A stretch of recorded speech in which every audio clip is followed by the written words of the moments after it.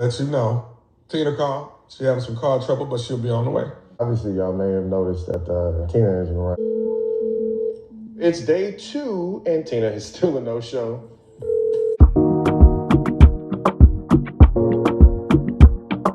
Hi everyone, welcome back to my channel. This is Sammy P. Today we're going to review Ready to Love episode 9. It starts with the singles coming into the house that Tommy prepared for them to spend the weekend getaway. If you remember on the last episode, Tommy told them that they were going to go on a weekend together so that they get to know each other a little bit more and that some connection get tighter. So we see Clifton, he arrives first. Then after Clifton, we see Dakia arriving and they give each other a good hug. Dakia is in good spirit. She thinks that she's going to spend a good weekend hugging on that cute teddy bear of hers, who is Clifton. Then we see Joy gets there and she says hi to everyone. And she visits the bedrooms, and when she sees Clifton's bag, she decides to leave her bag next to Clifton on the bed. Basically, the goal is to say that she's going to be sleeping with Clifton tonight. Joy made the decision. She's going to be with Clifton. She's going straight to the point. Then Sabrina comes in. Her and Dakia notice that bags on one bed. And then they ask Clifton about it, but Clifton does not seem to know what they're talking about. But then when he goes into his bedroom, he sees Joy's in there, and he knows right away that Joy put a bag right next to him to say that they're going to basically be sleeping with each other during the weekend getaway. And Dakia is not really excited about it, which I understand, but Joy is being straightforward. Joy is tired of them games. She wants to be with a man. She doesn't want to play game no more. So the rest of the singles arrives there and everybody is choosing beds and bedroom, and Donovan is not really happy about the bunk bed situation because he's a big man. He don't want to sleep in a bunk bed, and I understand that. Once all the singles are there minus Tina, Tommy comes in and is letting them know that one man is going to go this time around, and that Tina called him and that she has a car accident, so she's going, well, she has car issues. She didn't say car accident. So she's on her way. And they're saying, okay. Then we see Tori and Demetrius. They haven't got to really talk since the bonfire kiss. So Tori opens up to Demetrius and asks him how he's doing with Sabrina. And Demetrius is saying that Sabrina is still his first choice, but he's not really sure. Things have been ups and downs. I think that Demetrius is shocked that Sabrina also is interested in Donovan. So that's basically 3 men on one person. So he's saying it's been ups and downs, and Tori explains, he's open up to Demetrius and he tells him how he felt whenever he saw them kissing, and that he really took a step back with Sabrina in the whole process, but right now he is willing to give her basically a chance and see where they can go. He's basically telling us that he's open to have a romantic relationship with Sabrina, but I'm like, Tori, you're just too late. Like, now that Ace left, now you're back with Sabrina. Like, you could at least try to like talk to the other ladies instead of being fixated on Sabrina. Next, we have Sabrina and Donovan. Sabrina is asking questions to Donovan because on the last date, she noticed a couple of red flags. One of them is that she does not think that Donovan is ready for a relationship, because even though they're both divorced, Donovan's been dating. So she asked him how long he remained single after his divorce, and Donovan is like 3 months. And I'm like, Donovan, 3 months? Basically, you never really got time for yourself after your divorce. And Sabrina is noticing it, and she's letting him know that she's not sure if he's ready to be in a relationship, if he's ready to be serious. But Donovan is saying that he is ready to be in a relationship. One thing I like about Sabrina is that when she's not sure about something, or when she sees something that could potentially be a red flag, she's willing to talk to the person and get to the bottom of things. And I give it to her on that. And I feel like she's actually doing a good job at following the Ready to Love game. She's been opening herself and she's getting to know people. And so I think she's doing a good job when it comes to that. Next, we see Paul. Paul is with Carmen. They're sitting down eating, and Carmen is basically looking at him and trying to flirt. And Paul is telling us that since Tina did not come to the chill bill date, I'm like, oh, So Tina did not come to the cheerleader date. She was invited, but she didn't make it there. I thought that Paul did not want Tina anymore. No, she didn't come to the cheerleader date, and since she's not there, he's trying to open up a little bit more. Then we have Carmen doing all the work, being flirty and everything, and I'm like, Carmen acts like she act like a 15-year-old, like she really needs to use her physique. Like she knows that she's a beautiful girl and she's big on that. She's touching it, she's doing all of it, and at the same time she's telling us she wants to feel a connection. She feels like she's doing all the work, and I'm like, yeah, you're doing all the work, you're not letting the man approaching you, you know. And then she's even talking about she doesn't care if Tina is not there and stuff, and I'm like, we know how competitive you can be, Carmen. But yeah, Carmen is like aggressive, impatient. She thinks that her beauty is just going to be enough to bring all the boys to the yard,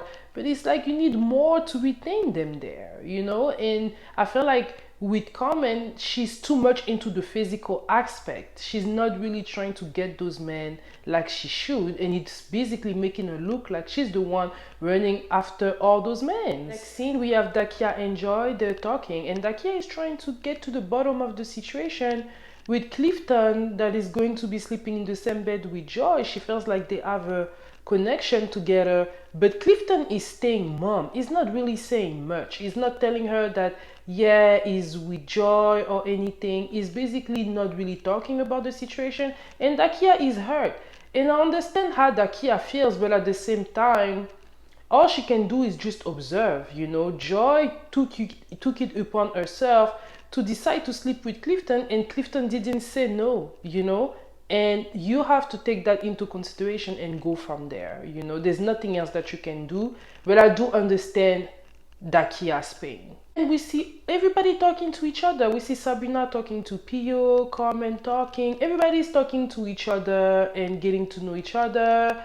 People are also wondering where Tina is at. They understand that she has a car issue, but she hasn't been there. And Donovan even tried calling her, but she didn't even pick up the phone. And I'm like, Tina is checked out. Tina don't know what she wants, and it is what it is. But the least she could have done is at least to pick up Donovan's phone call to let him know she's okay, right? Next scene, we see Tori and Sabrina. They're talking to each other, and Sabrina is basically letting him know that she doesn't see herself with more with Tori than a friendship.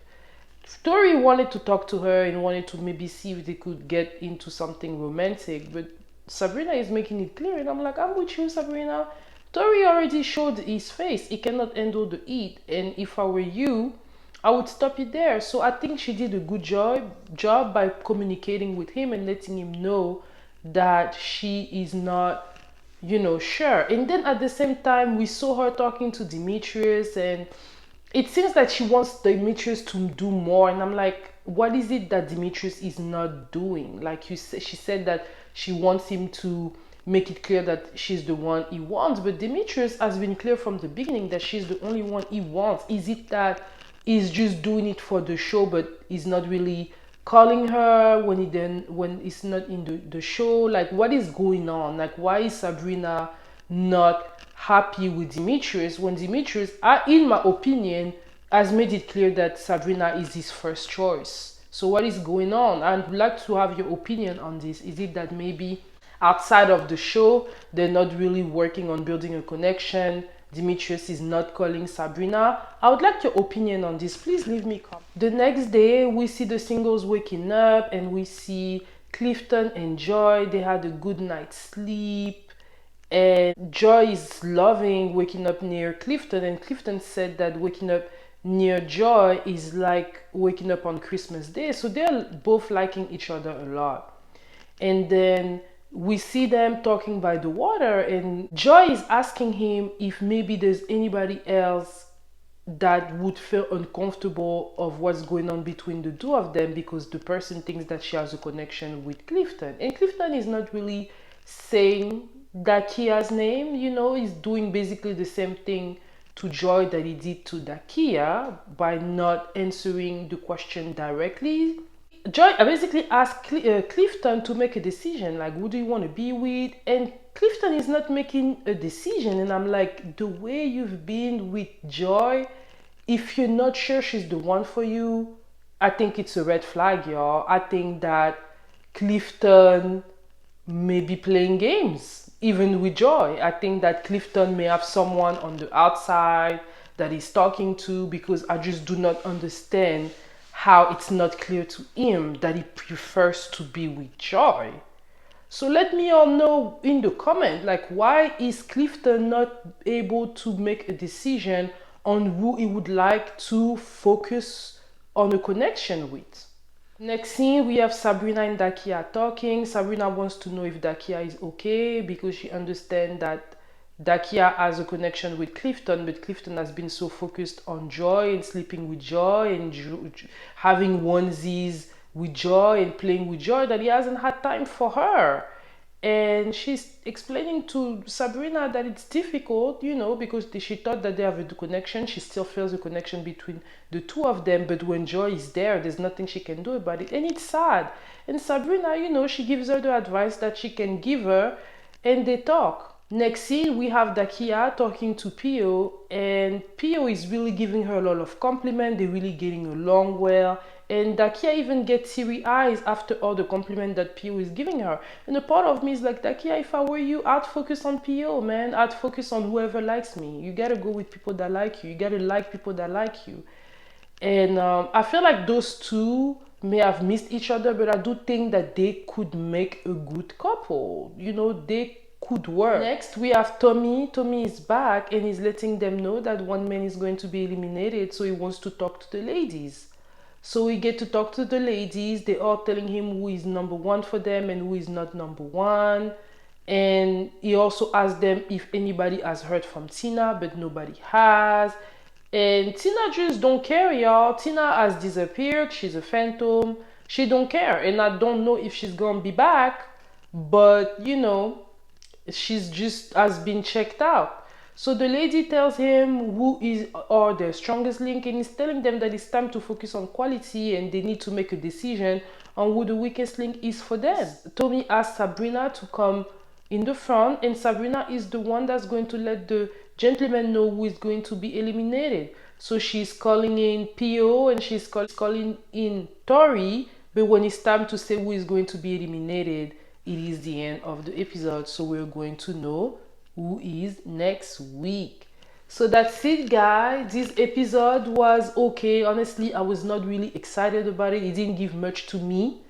I don't know what's wrong with those people that be checking out of the process, i.e. Tina, i.e. Ace, i.e. other people.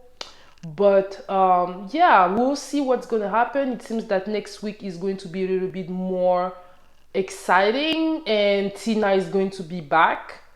So yeah, guys, so let me know in the comment what you thought of this episode. I would like to talk to you and get to know you all more. If you're new here, welcome, and I'm inviting you to, and if you're not new here and you've been supporting me, thank you so much for your support, and I will see you all next week.